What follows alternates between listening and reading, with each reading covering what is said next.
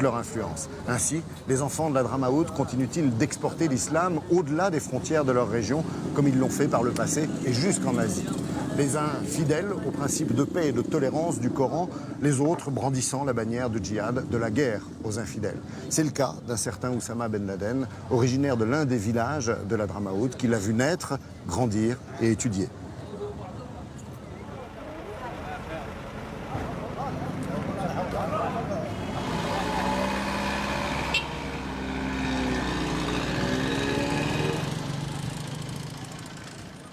Vous allez à Shibam? Je viens avec vous. Merci.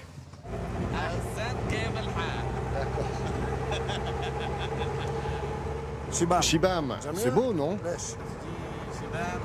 Quand vous arrivez à Shibam, vous avez l'impression de vous trouver devant une seule maison, dessinée sur un grand espace. Au Yémen, on est particulièrement fiers de cette ville de Shibam, au point de dire que c'est la 8e merveille du monde.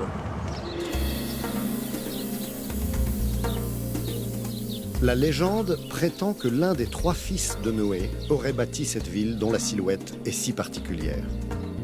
Shibam, 500 maisons serrées, encastrées les unes dans les autres pour laisser le plus possible de terre fertile à l'agriculture qui fait vivre la vallée. Prouesse architecturale, ces maisons s'élèvent vers le ciel avec audace, avec toute la fragilité de leurs murs en terre que le soleil comme la pluie n'épargne pas. Et pourtant, Shibam semble éternel.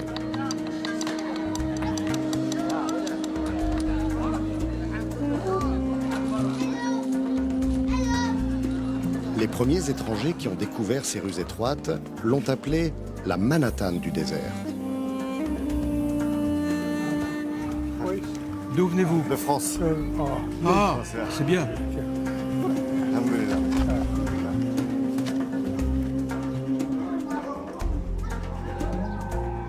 Au cœur de Shibam, croyez-moi, on a vraiment l'impression d'être dans un labyrinthe sans aucun repère. Et on n'a qu'une envie, c'est de monter tout en haut pour apercevoir l'horizon et découvrir en passant comment on vit à l'intérieur de ces véritables tours.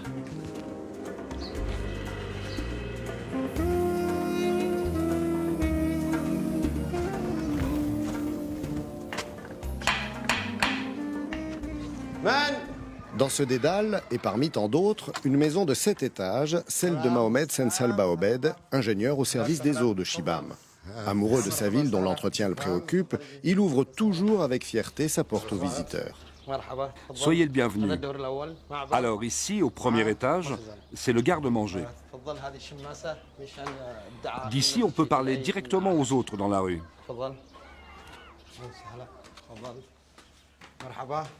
Le second étage est réservé aux animaux, quand il y en a.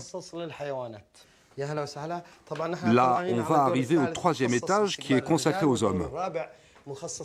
Le quatrième est réservé à la famille. Le cinquième aux femmes.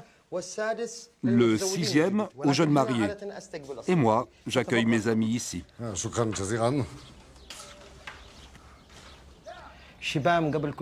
Shibam, c'est une ville qui est avant tout, pour ses habitants, un amour, une vie et une passion. Et la conception des habitations, mon frère, ça se base sur le principe de la solidarité familiale. Le grand-père, le père et le fils, tous habitent dans la même maison. Shibam est éternel. Rien n'est éternel dans l'histoire, mais je pense que cette ville, on l'aime au plus profond de nos cœurs. C'est un amour sans pareil. Vous, par exemple, vous venez de France, de quelle ville? Oui, je viens de France et de Paris. Eh bien, toi, tu aimes Paris, et moi, j'aime Shibam. Je l'adore. Inch'Allah.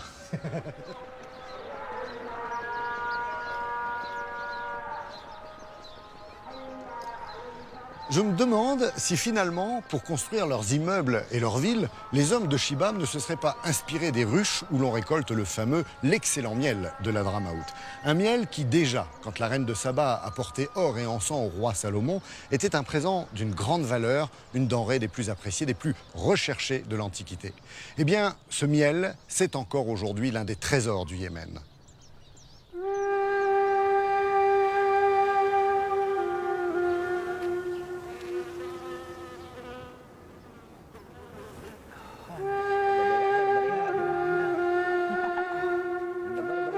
Des rangées de petites ruches en bois protégées du soleil et de la chaleur. Les apiculteurs sont installés dans le lit de l'Oued à sec depuis 1 mois et demi. 1 mois et demi que les abeilles butinent les fleurs d'espèces rares et d'acacias sauvages. Elles produisent le meilleur miel du Yémen, le miel du Wadi Doan.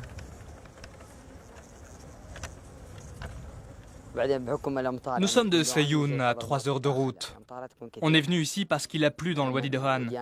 Et puis les fleurs des arbres sont toujours plus parfumées. Avec la route pas loin, la poussière ne se dépose pas sur les arbres. Et les fleurs ne sont pas polluées. Et en plus, il n'y a pas trop d'apiculteurs dans cet endroit.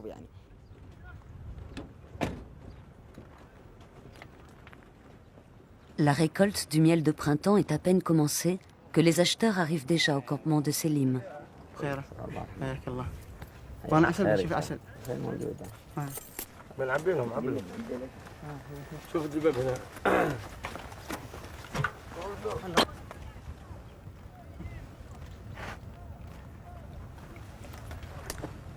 Il est bon, ça va. La couleur, la densité, la modulation du goût en bouche fait de ce miel une exception.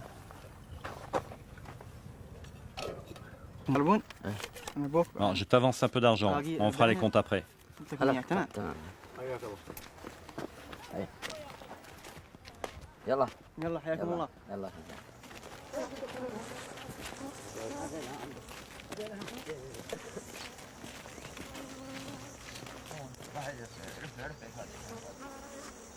Omar est venu en voisin prêter main forte aux apiculteurs.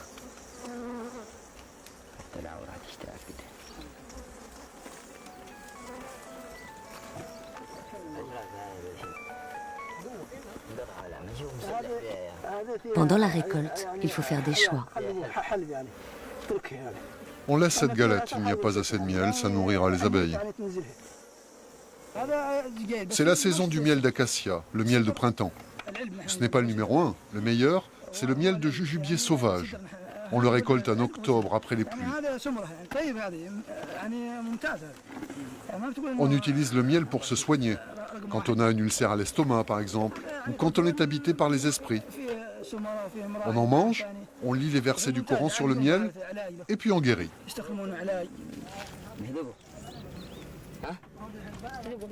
Tu vois, la chaleur du soleil facilite l'écoulement du miel et ça le débarrasse de la cire. Produit de luxe, le miel du Wadi Doan a une notoriété qui dépasse les frontières du Yémen depuis l'époque pré-islamique. Plus tard, le Coran a consacré un verset sur le miel qui affirme qu'il est le meilleur remède pour l'homme. Très prisé par les princes et les diplomates des pays arabes, c'est un cadeau à valeur symbolique, car le miel était très apprécié du prophète. Avant, du temps de mon père, on avait très peu d'abeilles, à peine une vingtaine de ruches. Maintenant, nous en avons beaucoup, plusieurs dizaines. Mais avec seulement 20 ruches, on produisait beaucoup plus de miel. En plus, nous n'utilisions jamais de sucre. Le miel était très pur. Lorsqu'on en renversait une goutte par terre, il ne se mélangeait jamais à la poussière.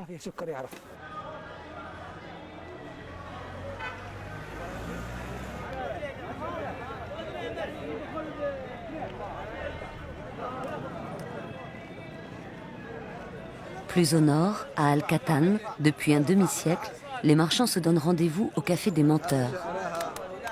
Il doit son nom au prix très élevé des armes et du miel, qui change de main ici tous les matins. L'acheteur de miel du campement de Selim a pris contact avec un revendeur. La négociation a lieu avec un intermédiaire. L'acheteur annonce le prix et les enchères montent. Il vient d'où? Du Wadi Doan.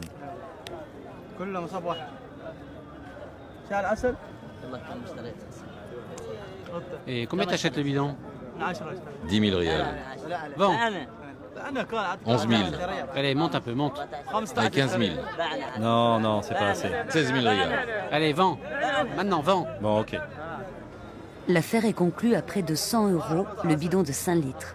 Une fortune pour le niveau de vie local. Ça va, je suis content, j'ai bien vendu. J'achète du miel du Wadi Dohan parce qu'il est bon, très recherché et pas trop cher. J'en achète plusieurs bidons et je vais le revendre en Arabie Saoudite et aux Émirats. Là-bas, je fais de bons bénéfices, grâce à Dieu.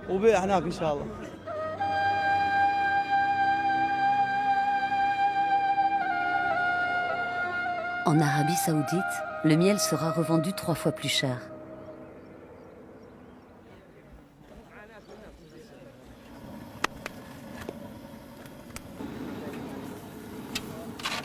L'an dernier, la saison a été bonne pour Selim. Les apiculteurs se sont achetés une voiture et tout est devenu simple.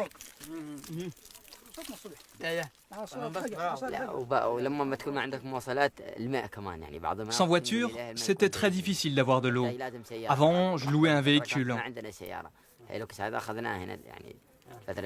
Parfois, les habitants des villages nous font payer l'eau.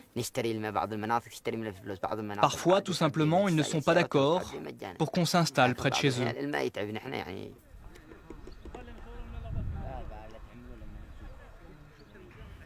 Vas-y, lis-nous les informations. Il y a un accord pour construire de nouvelles routes au Yémen pour un montant d'1 million de dollars. Et puis il y a des infos sur la sécurité.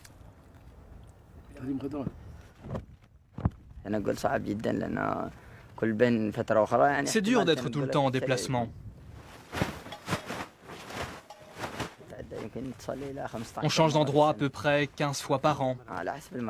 Tout dépend de l'état de la végétation. S'il y a assez de fleurs, on peut rester jusqu'à 2 mois sur place. Mais parfois, on ne reste que 3 ou 4 jours. Ce n'est pas nous qui goûtons le nectar des fleurs, ce sont les abeilles. Et il arrive que ça ne leur plaise pas. Alors vite, on déménage.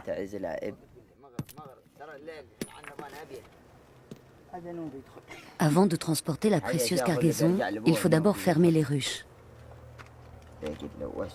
Leur forme est adaptée au transport fréquent dans les pick-up. On charge les ruches de nuit, parce que les abeilles restent tranquilles à l'intérieur. Sinon, on en perdrait la moitié. Nous allons décharger 1 à 2 heures avant le lever du soleil, vers 5 heures du matin. Quand on va très loin, on s'arrête pendant la journée et on continue de rouler la nuit.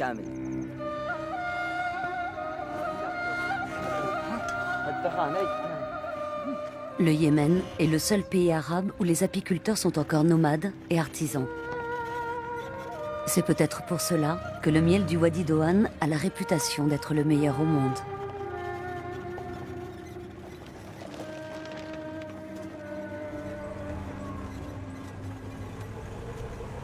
De l'Hadramaout à la ville de Mareb, dernière étape de notre périple, 420 km et pas moins de 22 points de contrôle militaire parce que cette route longe le désert, le territoire des Bédouins. Ça va, Al-Khair? Ils viennent d'où? Ils sont français. Quoi? Français. Tous? Oui, tous. Passez.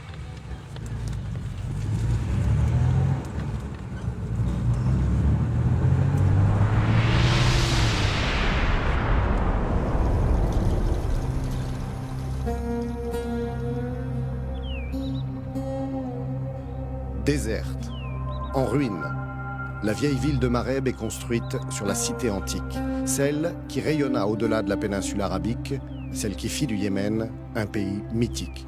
Mais aujourd'hui, les archéologues sont concentrés sur un autre site. Le voici, un temple et un sanctuaire dont on devine le réseau de couloirs, d'entrées, de sorties et d'escaliers. Ici plane le fantôme d'une civilisation et de la reine de Saba. Pour le docteur Osman qui dirige les fouilles de son pays, c'est plus qu'une intuition, c'est bien là que la reine des reines exerçait son prestigieux pouvoir. C'est la région de la reine de Saba, qui régnait à partir de cet endroit, à partir de la ville de Mareb. Le centre de villégiature était la ville, mais le centre du pouvoir et des décisions qu'elle prenait ne peut être effectivement que ce temple. Ici, beaucoup d'inscriptions racontent des lois. Elle est citée dans la Torah, elle est citée dans le Coran. La Torah remonte à 950 ans avant Jésus-Christ, à l'époque du roi Salomon. Ce sont des livres sacrés auxquels nous croyons et ils racontent l'histoire de la reine de Saba. Nous, dans nos fouilles archéologiques, nous ne sommes pas encore parvenus à la période de son règne. On ne peut toujours pas dire « voilà les preuves qui confirment l'existence de la reine de Saba ». Mais c'est certain, il n'y a pas de fumée sans feu.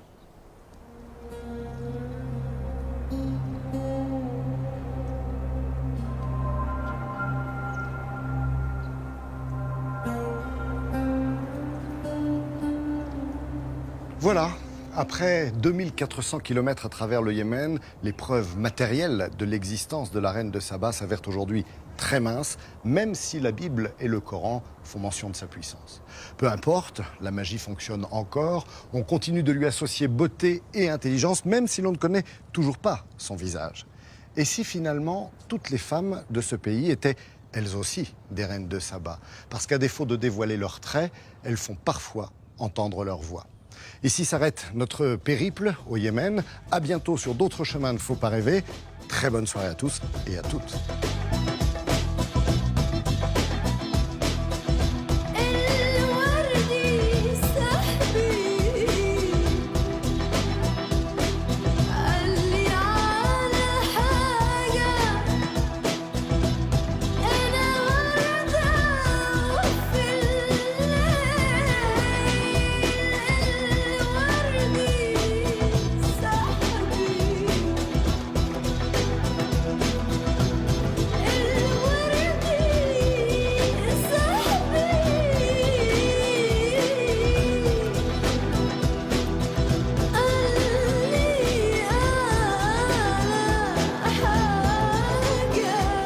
Retrouvez Faut pas rêver sur France3.fr.